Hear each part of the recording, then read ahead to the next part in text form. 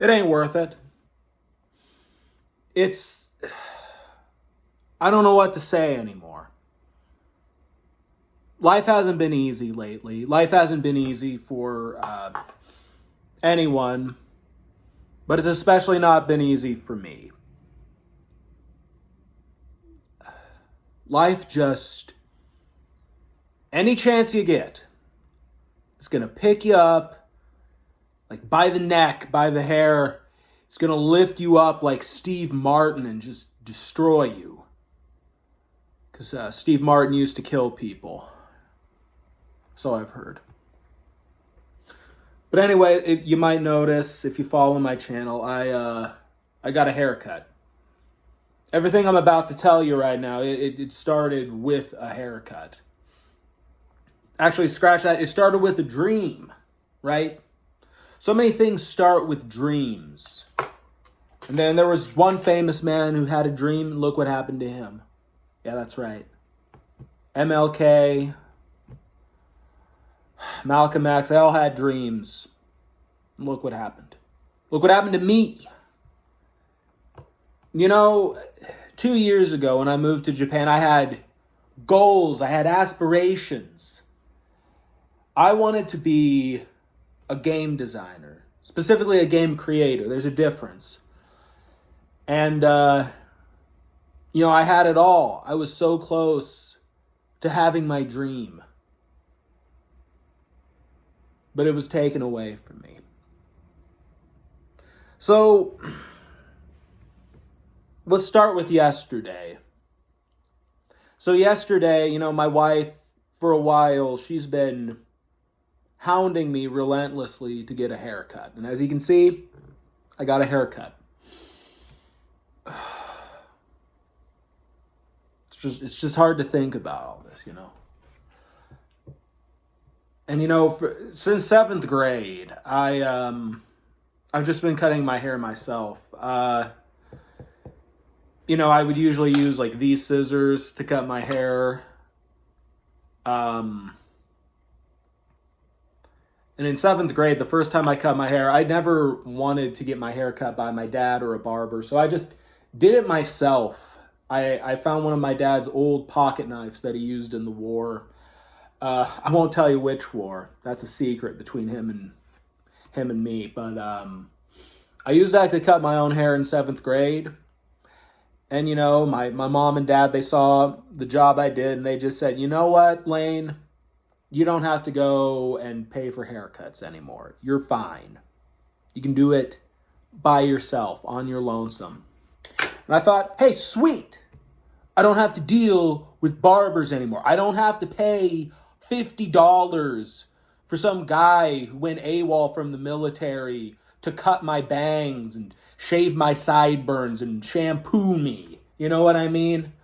But my wife, she was saying like, Lane, it's been a long time. How about you get a professional haircut?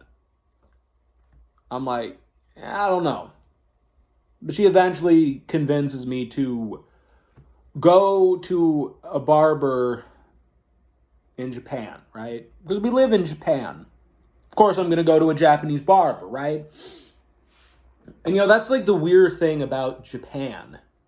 Japan is where you go if you're a creator, if you're a creative in this day and age. Musician, writer, artist, content creator, influencer. You go to Japan, Like in the 1920s, you went to France if you were a creative person. Nowadays, if you're a creative person, you go to Japan. It's what you do. It's what I did to follow my dream of being a game creator. And I just had so many hopes. But I'll get into that later. I'm getting ahead of myself. I need to get into all the stuff with the haircut, right? Now, I like my haircut. We found this really great place. It's kind of like an alternative punk haircut sort of place. They had like a taxidermied crocodile on the wall, a bunch of stuff from the 90s, like 90s band posters. And, the guy, he was like combing my hair, and I thought like, okay, like This doesn't feel too bad. I'm in the chair. I've got the little apron on. They put like this rubber collar around my neck. Like when I used to get my haircuts done in America, something that I always hated was I would always get hair, little bitty hairs just all around my neck. And it drove me nuts. But here they have like a rubber collar and it keeps it all out. It's kind of cool. I don't know if they have that in America, but they have that in Japan. I don't know. I haven't gotten a haircut in America in over a decade. But they have it in Japan. But anyway, the guy, he's combing through my hair, right? And I tell you, it's weird. He's combing through my hair, right? Suddenly, he lets out this blood-curdling scream. I didn't know what was going on. I thought, like, was there like an open sore on my head? Was there like an infection on my head? Then suddenly, he starts screaming, like Mushi, Mushi Ikai. No, sorry, Mushi Ipai. And I go, Nani? And he goes, Kisechu, Kisechu. And then he runs out of the room. I'm just in this barber chair. I'm looking at myself in the mirror. I got like the collar around, like it's like way too tight and everything. And I'm just looking at myself in the mirror, looking at my scalp. I don't see anything. But then, like from the other room, there's like this little hallway. I can hear my barber going. Well, now I know he was saying kisechu, like little pest, parasite. I'm not good at listening to Japanese just yet. It's kind of weird now that I think of it. Like if you like scrunch your neck up, like it feels like you're doing this, but like the rubber collar does that. That's kind of funny. But anyway. I thought he was saying kisatsu, police. I thought he was going to call the cops on me. I'm like, what laws did I break? I don't know. I'm a stranger in a strange land. I was just getting panicked. But anyway,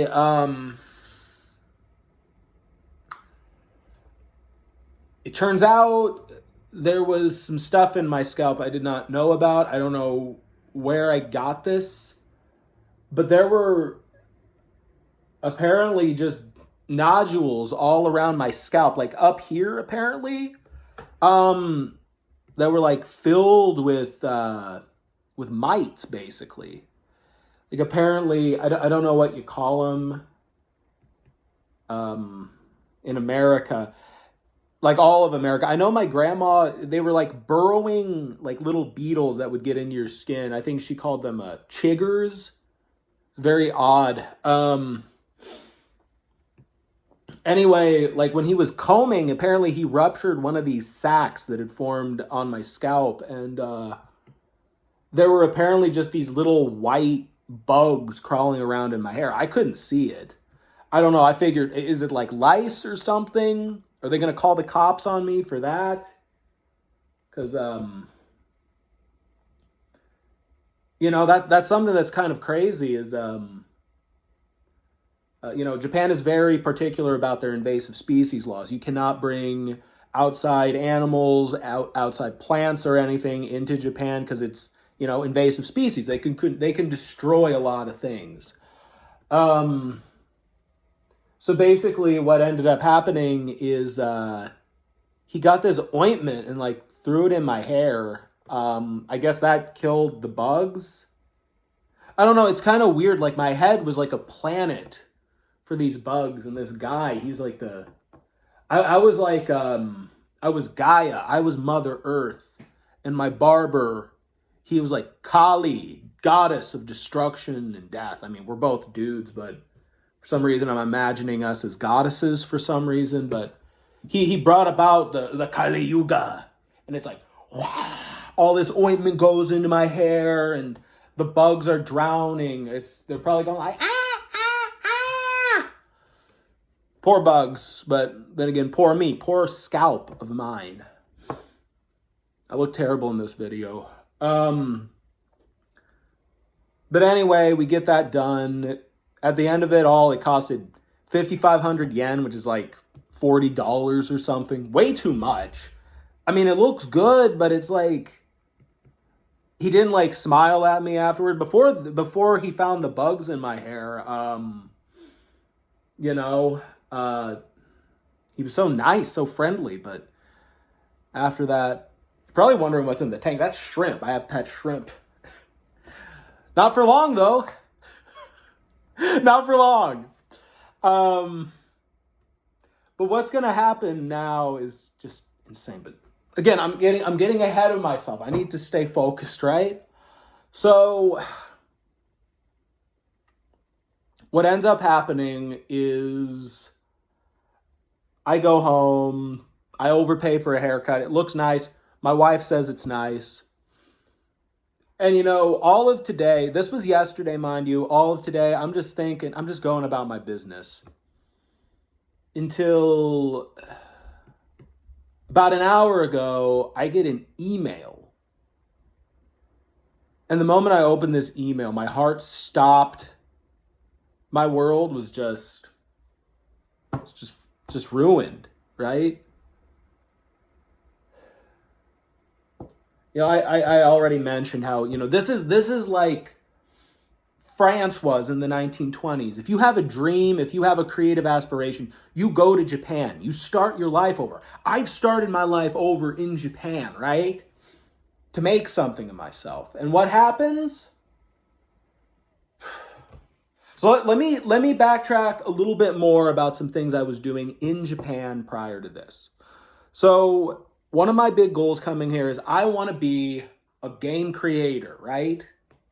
And, what better place to do that than Japan? So for the past year and a half, I've been working on a game. I haven't told anybody about it until just now. Well, anybody on here, I have a team working with me, but it's a visual novel. It's called The Hotel Frank Olson. And as I've said, it's kind of a dating sim visual novel set in America in the 1950s in New York City. And it follows the story of, well, you play as our protagonist, Frank Olson.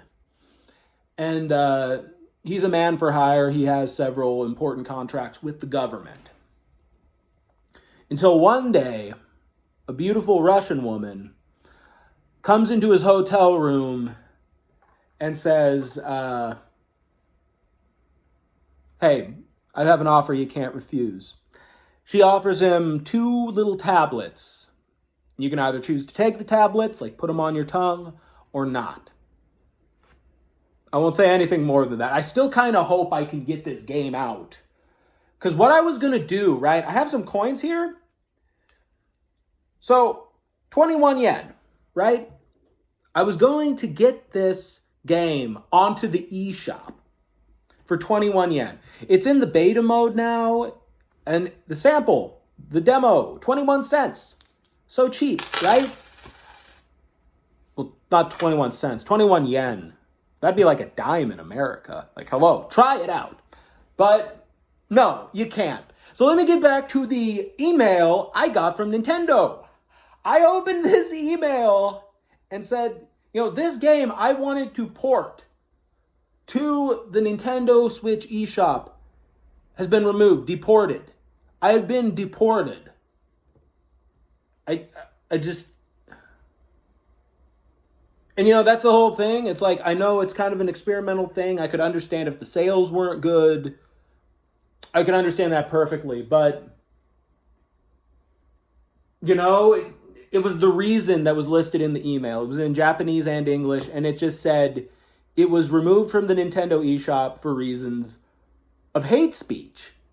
And I'm like, hate speech? What was... It's about a man named Frank Olson who stays at a hotel and is offered little tabs, right? Like, what's hateful about that? It's set in the 1950s, but it's like, he isn't hateful or mean to anybody. I know 1950s America wasn't the greatest place, but you can't blame yesterday for not being tomorrow, that kind of thing. So yeah, our game is being deported. It's being removed. It's being canceled for no discernible reason. And it's just like,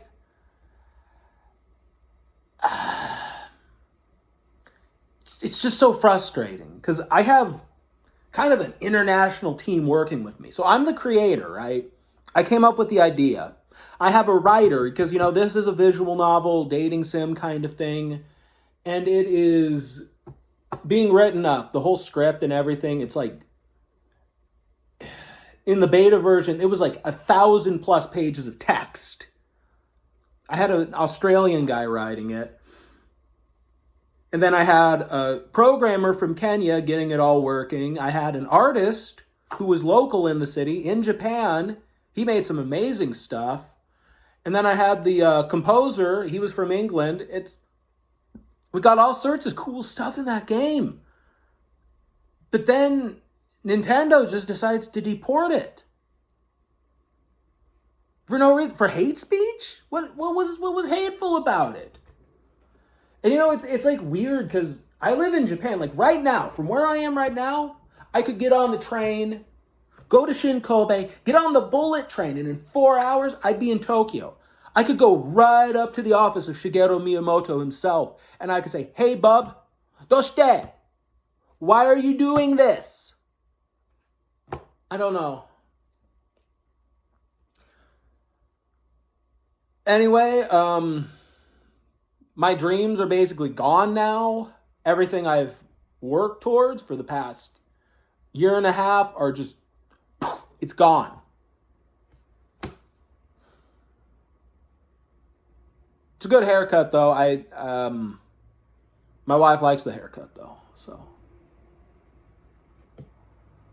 I'm just gonna try to, I don't know, take a walk or something. So anyway, thanks for listening.